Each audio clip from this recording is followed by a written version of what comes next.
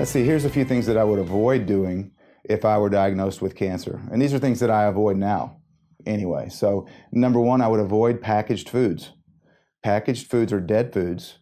And not only are they dead, used to packaged foods weren't as bad for you as they are today. The reason packaged foods are bad for you today is that they contain genetically modified organisms, especially in the United States. 75 to 80% of everything that's packaged contains soy, corn, canola, sugar. Sugar's genetically modified now. Sugar beets are GMO.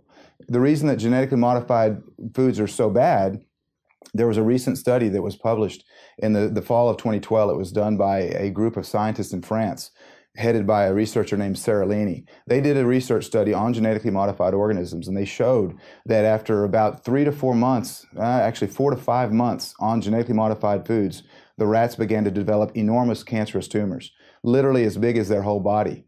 By the time they concluded the study at 2 years, 50% of them had died prematurely. What they determined through the study is that genetically modified organisms cause cancer and they cause premature death. These same genetically modified organisms are in all the foods that we buy that are packaged. So I would stay away from those packaged foods. Now, somebody might say, well, I did some research and that Seralini study has been debunked. It wasn't a good cancer study. That's not true. Let me explain why it was a good study. The reason that it was a good study is that the debunkers said that they were using the wrong strain of rats. They used a rat strain that was called Sprague-Dawley rats. And the people that said it was not a good study, the scientists that said it's not a good study, said, and they didn't use enough rats. They only used 10, and in this type of control trial, you're supposed to use 20. Well, both of those are true.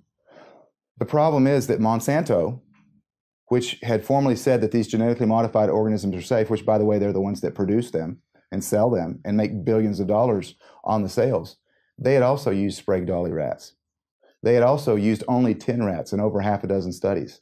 So they used the same strain of rats that now they're saying were no good, and they used the same number. The only difference between these two studies is that Monsanto only carried the studies out to 90 days. The rats didn't start getting tumors until about 150 days. And so they pulled the plug early enough to where they didn't show any symptoms. It would be the equivalent of me grabbing you by the hair and dunking you underwater and holding you for 5 seconds and pulling you up and saying, I just proved that water doesn't cause drowning. But if you hold you under for 2 or 3 minutes, you might get a different conclusion. So genetically modified organisms do cause cancer, and that's been proven through this study. So I would stay away from packaged foods and GMOs. One of the other things that I would do is, if I were diagnosed with cancer, is I would really watch the electromagnetic pollution that I was living in. The electromagnetic frequencies, wireless cell phones, wireless routers. We are being bombarded with EMF, electromagnetic frequencies. That is compromising our immune system. It's really killing our bodies are energetic, and so it's killing the energies in our body. So I would really watch that. Third thing that I would do is make sure that I overdose on water, on clean, structured water, because the water is actually going to help us to eliminate those toxins. So when I say overdose, kind of a misnomer. You don't want to overdose on water. I mean, you can drown. If you drink 5 gallons at once, you may drown. But I would make sure that I gave my body plenty of water to hydrate. And then, well, one more thing that I would do is I would get on a very strict protocol, which I've included dozens of protocols in my book on cancer. And so what I would do is I would find the protocols that I thought were the most effective at that type of cancer.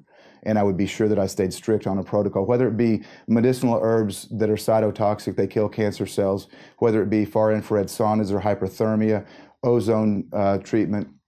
There's dozens of treatments that I might choose. And I'd probably choose a combination of maybe 5, 6 treatments all at once that worked well together. So I would definitely get on a treatment protocol as well.